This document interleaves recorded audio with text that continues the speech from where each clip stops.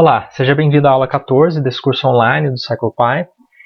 Na aula de hoje, pretendo continuar os conteúdos das aulas 11 e 13.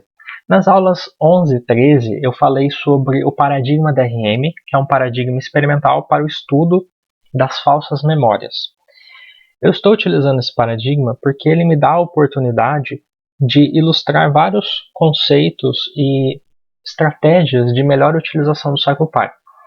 O mais importante nessas aulas, nas aulas 11, 13, na aula de hoje e nas próximas, não é que você entenda necessariamente o que são falsas memórias, como funciona, quais são as teorias que tentam explicar as falsas memórias, por que as falsas memórias acontecem. Não, o meu intuito não é esse. O meu intuito é transmitir os conceitos do CyclePy por meio de uma tarefa concreta, uma tarefa real. Como eu tenho um pouco mais de familiaridade com algumas tarefas de memória, eu estou utilizando elas para ilustrar esses conceitos, tá? Mas tudo bem se você não tiver interesse em memória, tiver um outro interesse, eu sugiro que você tente transferir o que eu estou falando aqui em termos conceituais para o seu problema de pesquisa especificamente, tá bom?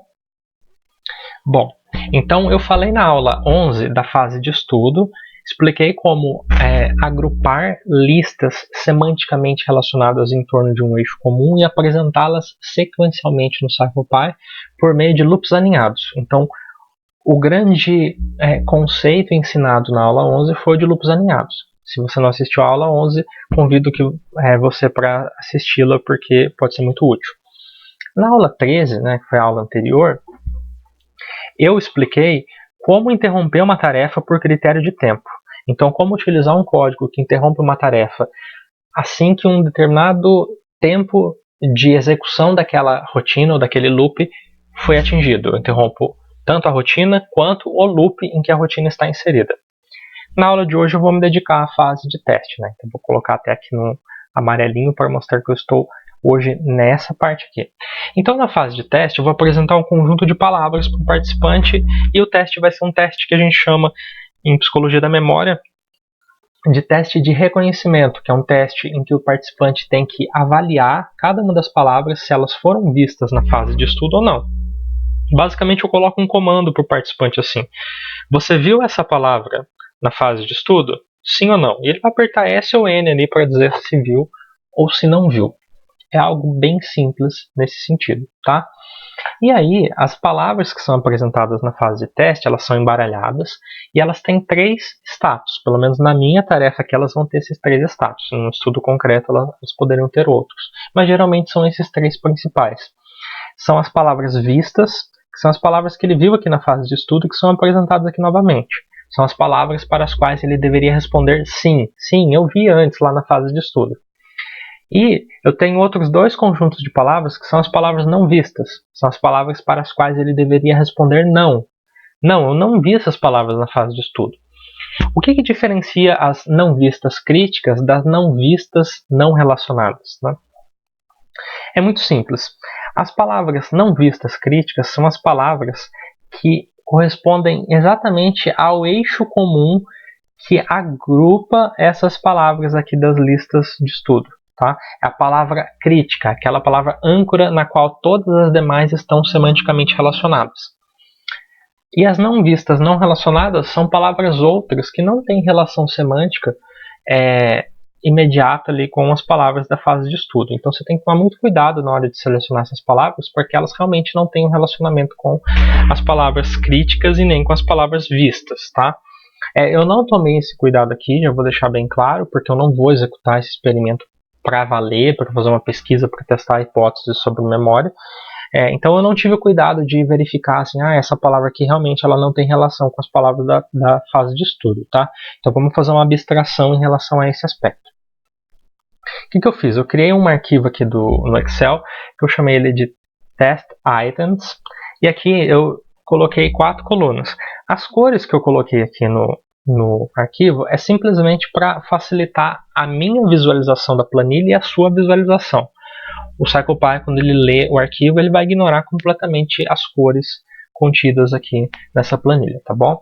Então eu tenho as palavras que eu chamei aqui de Item Condition, que são as palavras críticas, que são justamente aquelas palavras que dão um nome à lista. Então a palavra agulha, alegria, aranha, cadeira, carro, devagar, doce, exército, montanha e rei.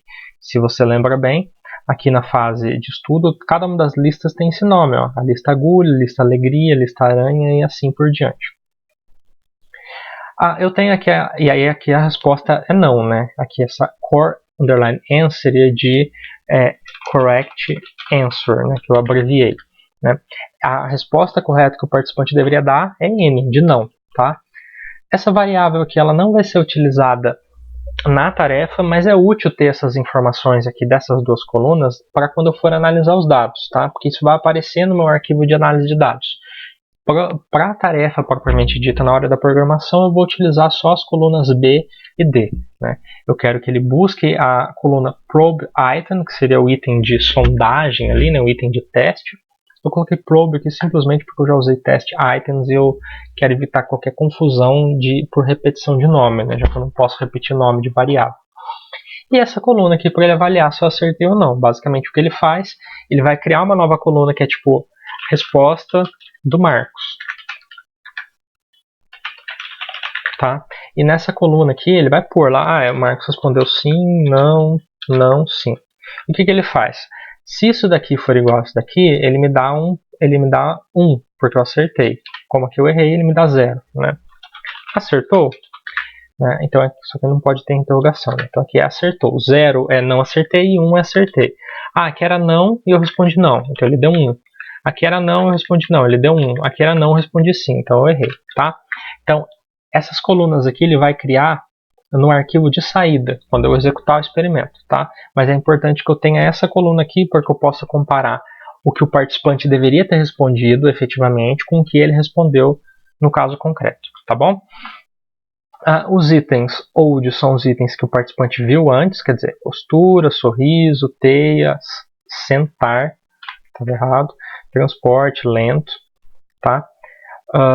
Deixa eu até checar aqui se sentar não está errado em cadeira.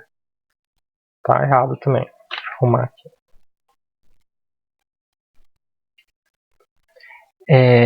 Ok, ainda bem que eu chequei esse erro. Então aqui eu tenho as palavras que vão aparecer, que são as que o participante deveria responder sim. E eu coloquei as palavras aqui que são as novas, que o participante também deveria responder não. Em termos de resposta, essas palavras aqui, elas não diferem dessas palavras em azul. Qual que é a diferença entre os dois conjuntos de palavras? A diferença é que essas palavras aqui, elas não estão relacionadas com as palavras aqui da minha lista, das listas efetivamente apresentadas, tá? Então, por exemplo, supostamente apagar não está relacionada com nenhuma das 150 palavras apresentadas, enquanto que aranha está relacionado, por exemplo, a teia, né, que foi apresentada aqui, ou a veneno, ou a inseto, né, embora a aranha não seja inseto, né, mas as pessoas tendem a pensar em aranha como se fosse.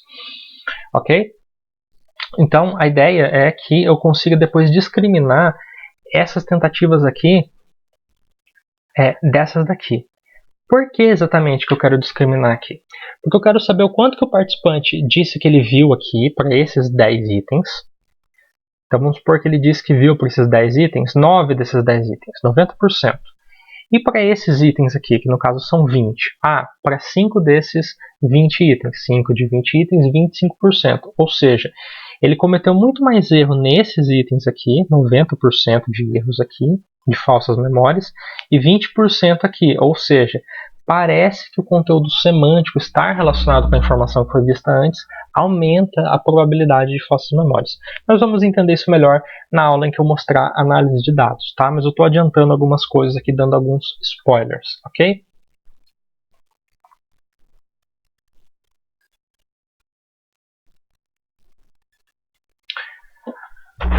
Muito bem. Feitas essas considerações, vamos agora criar a nossa fase de teste. Vamos lá. Primeiro, eu quero ter um componente de texto aqui que eu vou chamar de instruction. Acho que não é um bom nome. Vou pôr de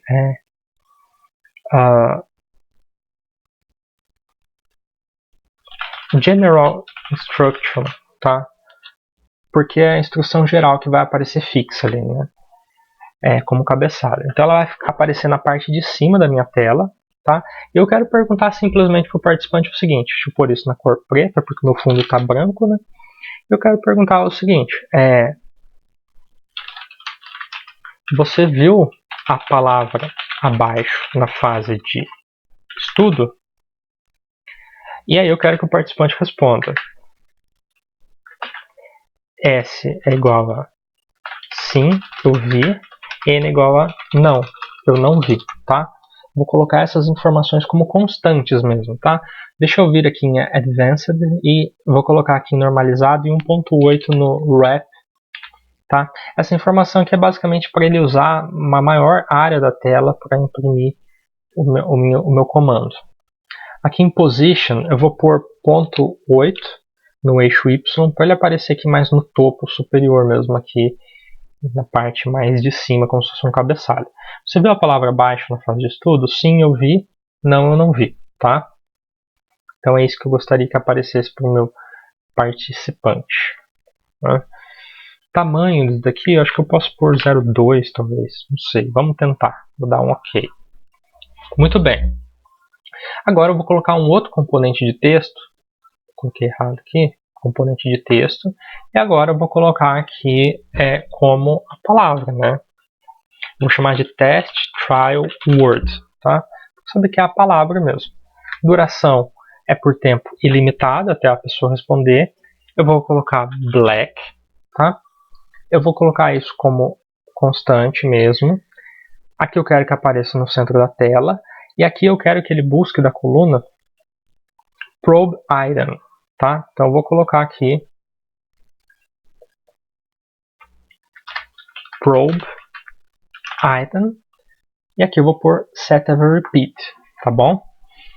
Ok. Aqui tem que mexer em alguma coisa? Não. Então tá certinho aqui. Muito bem. Tenho dois componentes de texto. Um que supostamente vai aparecer no centro da tela, que é a palavra que está sendo testada. Outro que vai aparecer no topo, que é a instrução sobre o que o participante deve fazer. Ok? O que mais que falta? Agora eu preciso de um componente de teclado para o participante dar a sua resposta. Então aqui eu vou chamar isso de test trial resp. Tá? E aqui o participante pode responder, assim como lá na tarefa do extratora, sim e não.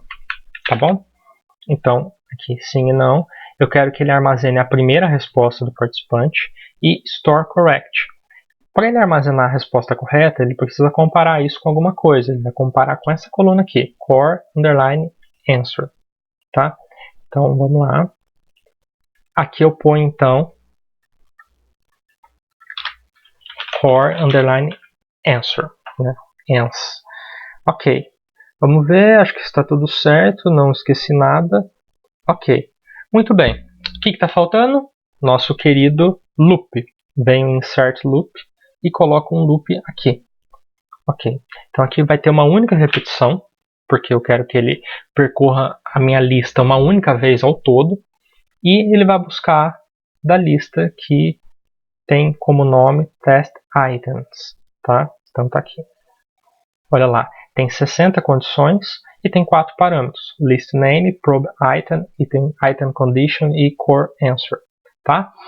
Vou dar um OK. Só vou mudar o nome aqui para test phase. Muito bem. Acho que está concluído. Só vou fazer uma mudança aqui no initial screen. Vou colocar aqui um texto, porque eu estou sentindo falta disso. Então vou colocar aqui só pressione. Opa, coloquei errado, desculpa. Initial screen message, tá? Agora sim, aqui na verdade. Pressione barra de espaço para continuar. Porque eu estou estranhando quando a gente começa, não ter nada escrito, só para ter alguma coisa, ainda que temporariamente, tá? Então essa mensagem vai aparecer no centro da tela, no começo, tá? Muito bem. Feitas essas alterações, acho que a gente pode testar. Só que mais uma vez, vamos lá. Essa rotina aqui, esse componente dessa rotina, o componente Word da rotina Study Trial, ele está desabilitado. Deixa eu desabilitar também na tarefa de extratora para a gente não gastar muito tempo com isso, tá? Ou não. Vamos deixar. Ele está marcado aqui como 60 segundos, é bom que a gente teste se ele está funcionando com 60 segundos agora. Então a gente vai começar pela tarefa distratora, né? A gente vai começar pela tela inicial, na verdade. Depois da tela inicial, a gente vai passar para a tarefa distratora e entra na fase de teste em que eu tenho que apertar sim ou não, tá bom? E as tentativas passam assim que eu apertei sim ou não. Salvar e vamos testar o nosso experimento. Muito bem, já estamos aqui na tela inicial, né? Pressione barra de espaço para continuar. Pressionei e ele entrou aqui na tarefa distratora, que ela vai durar 1 minuto, tá? 60 segundos. Vou respondendo aqui, sim, não, não, sim, tô chutando, né? Não tô nem lendo as coisas. E você olha aí no seu cronômetro aí do vídeo para ver se realmente vai durar 60 segundos a tarefa, tá? Assim que passar esses 60 segundos, nós entramos no mais importante desse teste, propriamente dito, que é o teste da fase de teste. Vamos lá.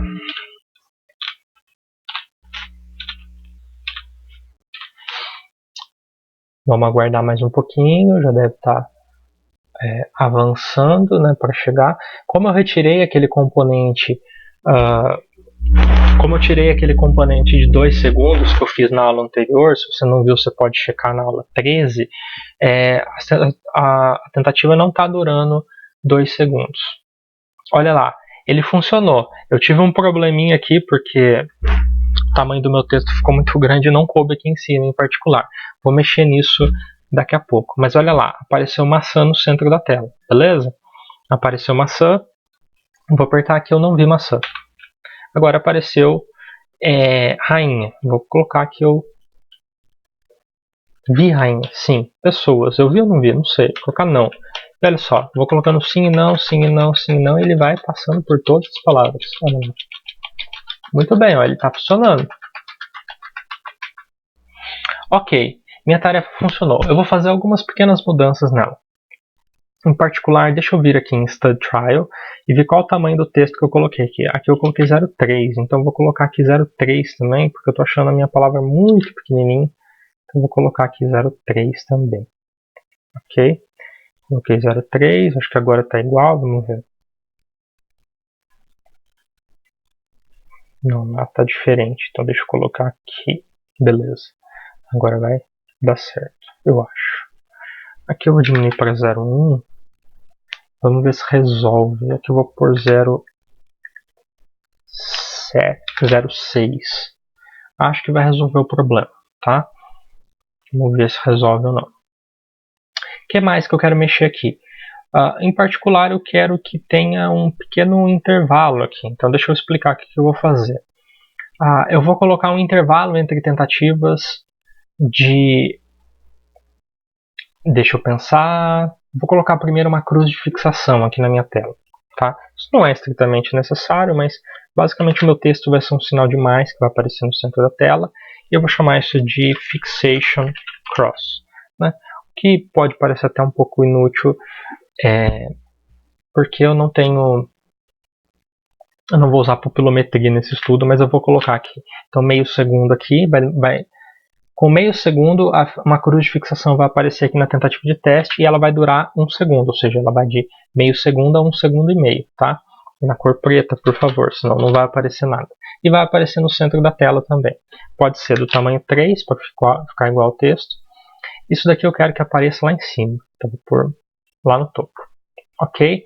Agora, o texto que vai aparecer, eu quero que ele apareça a partir de 1 segundo e meio. Opa, o que eu fiz aqui? Fiz errado. Agora sim, 1.5. Então, a partir de 1 segundo e meio ele deve aparecer. Olha lá. Assim que a cruz de fixação sumir, o texto aparece. A mesma coisa aqui para a minha palavra. Tá? E a resposta só pode ocorrer quando a palavra aparecer também. Então, 1 segundo e meio. Olha lá. Então eu vou ter meio segundo que não vai ter nada na tela. Durante 1 segundo vai ter a cruz de fixação. E depois eu vou ter a palavra. Via de regra, essa cruz de fixação, se fosse para um estudo de pupilometria, pelo menos, ou de eye tracker, provavelmente a cruz de fixação duraria mais tempo, porque eu preciso de mais tempo para a pupila voltar para o seu tamanho basal.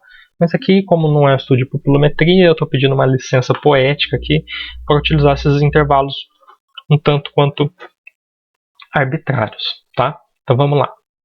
Vou executar novamente e vamos ver se melhora agora a exibição do nosso tentativa de teste. Só que agora eu vou desabilitar aqui porque eu não quero ver isso de novo. Então vamos lá.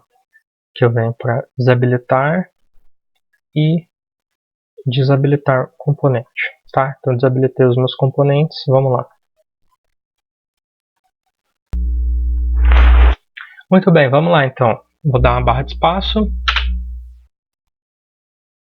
Olha lá, apareceu a cruz de fixação e apareceu. Você viu a palavra abaixo na fase de estudo? Sim, eu vi. Não, não vi.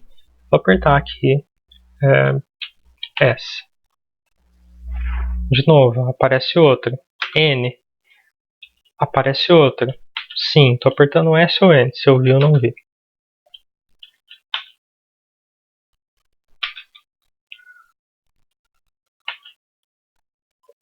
Ok?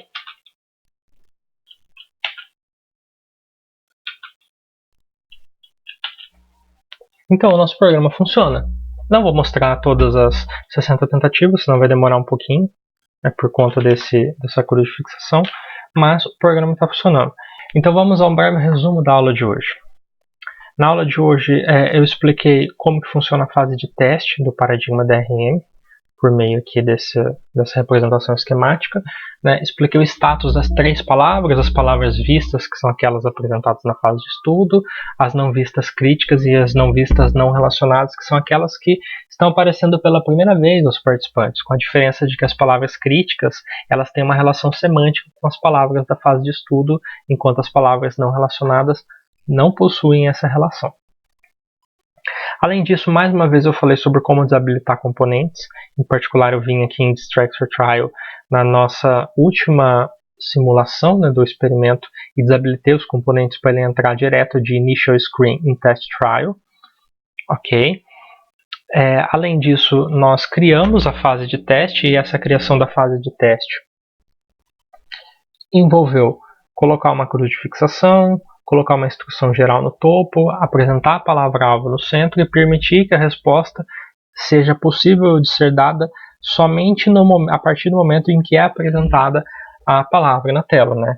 No caso, se aqui a resposta pudesse ser dada antes, a gente teria um sério problema aí de interpretação dos nossos resultados depois. E foi isso, nós testamos o experimento e ele funcionou, tá? Esse era o conteúdo dessa aula. Nas próximas aulas eu pretendo continuar falando mais algumas coisinhas ainda desse paradigma para tentar ensinar outros aspectos aí da utilização do CirclePy, inclusive da análise dos dados gerados pelo CirclePy. Por hoje é só, espero que o conteúdo tenha sido útil. Qualquer dúvida, fique à vontade para entrar em contato comigo e até a próxima aula.